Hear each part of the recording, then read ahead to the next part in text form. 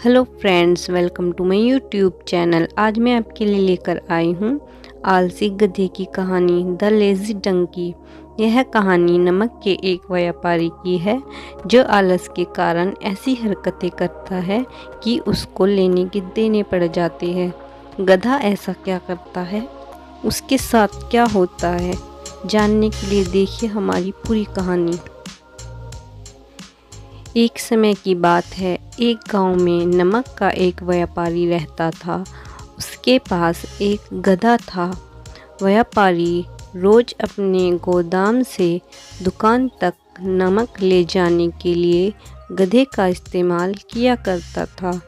वह नमक को बोरी में भरकर गधे की पीठ पर लाद देता था और उसके साथ साथ चलता हुआ दुकान तक जाता था। व्यापारी का गधा आलसी प्रवृत्ति का था। काम से बचने के लिए वह नए नए उपाय सोचता रहता था। गोदाम से दुकान तक के रास्ते में एक नदी पड़ती थी जिस पर एक छोटा पुल बना हुआ था।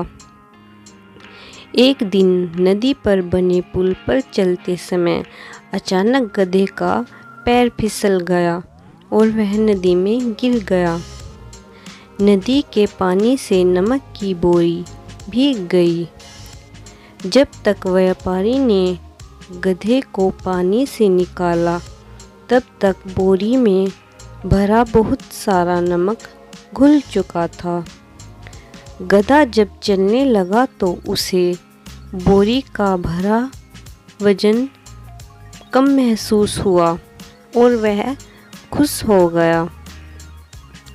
उसने सोचा कि अपने ऊपर लदा बोझ हल्का करने का यह सबसे बढ़िया उपाय है। अगले दिन वह जानबूझकर नदी में गिर पड़ा। नमक पानी में घुल जाने से बोरी का वजन फिर से कम हो गया। उसके बाद से वह हर रोज़ ऐसा ही करने लगा। रोज रोज गधे की यह हरकतें देखकर व्यापारी उसकी चालाकी समझ गया। उसने गधे को सबक सिखाने का फैसला किया और अगले दिन बोरी में नमक के स्थान पर रुई भरकर गधे की पीठ पर लाद दिया। रुई हल्की थी, इसके बाद भी आलसी गधे ने सोचा कि क्यों ना रोज की तरह नदी के पानी में गिरकर इस वजन को और कम कर लिया जाए। इसलिए वह जानबूझकर नदी में गिर पड़ा। लेकिन इस बार बोरी में नमक नहीं बल्कि रुई थी। पानी में भीगकर रुई का वजन कई गुना बढ़ गया।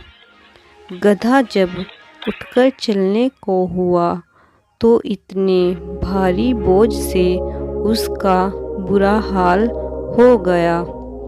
उस दिन के बाद से उसने कभी आलस न करने का फैसला किया। सीख: आलस का फल कभी न कभी मिलता ही है। एक ही उपाय हर बार कारगर सिद्ध नहीं होता। तो फ्रेंड्स, आपको द लेज़ी डंकी स्टोरी कैसी लगी? आप अपने कमेंट के द्वारा हमें ज़रूर बताइए।